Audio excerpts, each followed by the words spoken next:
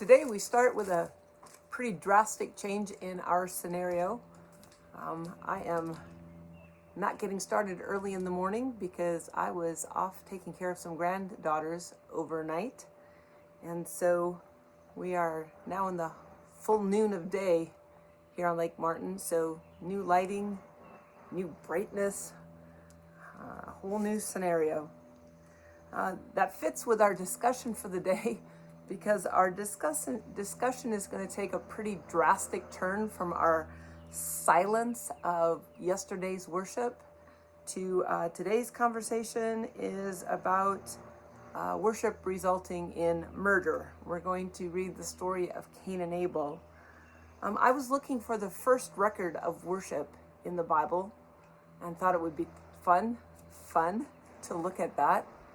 I anticipated that the story of Abraham and Isaac, Abraham taking his son Isaac to be sacrificed, was going to be our first story. And that was going to be dramatic and drastic enough. But as I was looking through the scriptures, nope, that wasn't quite dramatic enough. Cain and Abel. And their worship is our first story. So let's look at Genesis chapter 4, and we're going to read verses 1 to 16. It says, Adam lay with his wife Eve, and she became pregnant and gave birth to Cain. She said, with the help of the Lord, I have brought forth a man. Later, she gave birth to his brother Abel. Now Abel kept flocks, and Cain worked the soil. In the course of time, Cain brought some of the fruits of the soil as an offering to the Lord, but Abel brought fat portions from some of the firstborn of his flock. The Lord looked with favor on Abel and his offering, but on Cain and his offering he did not look with favor. So Cain was very angry, and his face was downcast. Then the Lord said to Cain, why are you angry? Why is your face downcast? If you do what is right, will you not be accepted? But if you do not do what is right, sin is crouching at your door. It desires to have you, but you must master it. Now Cain said to his brother Abel, let's go out to the field. And while they were in the field, Cain attacked his brother Abel and killed him. And the Lord said to Cain, where's your brother Abel? I don't know, he replied. Am I my brother's keeper? The Lord said, what have you done? Listen, your brother's blood cries out to me from the ground. Now you are under a curse and driven from the ground, which opened its mouth to receive your brother's blood from your hand. When you work the ground, it will no longer yield its crops for you. You will be a restless wanderer on the earth. Cain said to the Lord, my punishment is more than I can bear. Today you are driving me from the land, and I will be hidden from your presence. I will be a restless wanderer on the earth, and whoever finds me will kill me. But the Lord said to him, not so. If anyone kills Cain, he will suffer vengeance 7 times over. Then the Lord put a mark on Cain so that no one who found him would kill him. So Cain went out from the Lord's presence and lived in the land of Nod, east of Eden.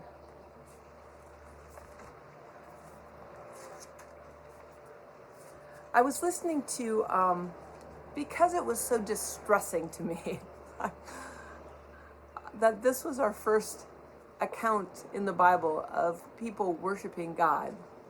And because I had some time driving down the highway today, I took some time to listen to the Bible Show podcast and what those guys had to say about this story. I've listened to them a few times. I don't know a lot about them, but they do say a lot of very interesting things, very helpful things. And I'm not going to count their whole podcast here. You can go and listen to it. But one of the things that they mentioned was filling in the backstory, kind of like we've done with a couple characters that we've looked at over the days. And as they filled in the backstory, one of the points they made was what happened after the fall when Adam and Eve sinned and the things that God said to them. And they specifically pointed out in Genesis chapter 3, verse 15, the Lord has said to the serpent, because you have done this, I'll skip most of 14, it says, I will put enmity between you and the woman, and between your offspring and hers. He will crush your head, and you will strike his heel." Now we know that as a foreshadowing, or probably more clearly stated, a prophecy that leads to, that foretells of Jesus coming to save us all from our sin. But we don't know how much they knew about all of God's plans or how much they understood. And these guys on the podcast suggested that when Eve had her first son, and she had heard from God that the offspring of a woman would bring salvation for the sin that had upset the entire earth because of her, that when Cain showed up, that she thought, this is the guy. This is the person who's going to save us. Here's the woman's offspring. And so they talked about the pressure that Cain perhaps lived under, thinking that not only was he a firstborn, and I know firstborns live under a lot of pressure. I am not one, but I've watched them, and like firstborns just take on a ton of responsibility. And imagine being the firstborn kind of ever, right? The ton of responsibility of being expected to be the savior of your family from what your parents have messed up. That's a lot of pressure. So could it be that Cain goes into this moment of worship, bringing his whatever his produce is from the ground, whatever his produce is from his farming days, while Abel is bringing his livestock offering? Could it be that Cain goes into this moment of worship thinking he's a favorite, like he's some sort of special savior of his entire family? And I wrote also what I just said. Imagine what he has heard about this whole fall, as we call it. So I think of that kind of from a traumatic storyline. Like, what has he been told about this whole dramatic crash and burn from the favor of God that his parents experienced? It had to be a devastating story to be living as a family. So he brings his offering. Abel, his brother, brings his offering. And then God says to this young man who thinks that he has this huge responsibility, he says, I accept Abel and his offering. I have favor towards Abel and his offering, but I don't have favor towards you, Cain, and your offering. I think Cain was stunned. Because of Abel, I've disappointed my mom, my dad, my whole career path that has been set for me has been derailed because of my brother. I don't know, those are just some of my imaginings. And he had this anger that showed up no matter what his interpretation of the events were. It says he got angry. Now, in the world that I live in my private practice as a counselor, I talk with people oftentimes about the difference between what we call emotion mind and making our decisions based on how we feel. People who live in emotion mind say that basically my feelings are the facts and I live according to that. That'll get us in trouble. The opposite side of that spectrum is logical mind, and people over there say it doesn't matter what you feel. These are the 3 steps to solve your problem. Just get on with it. And so that side has its set of issues as well.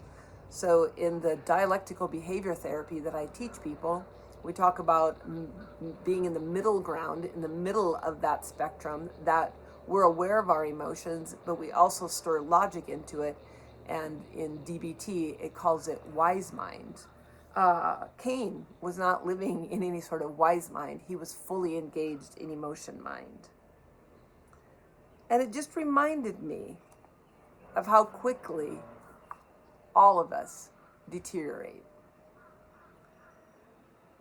With every account that we're talking about with these different people, there are myriads of books I think we could write as we delve in, they have been written, into all the intricacies of all of this. So we're just doing this flyover regarding worship with these stories.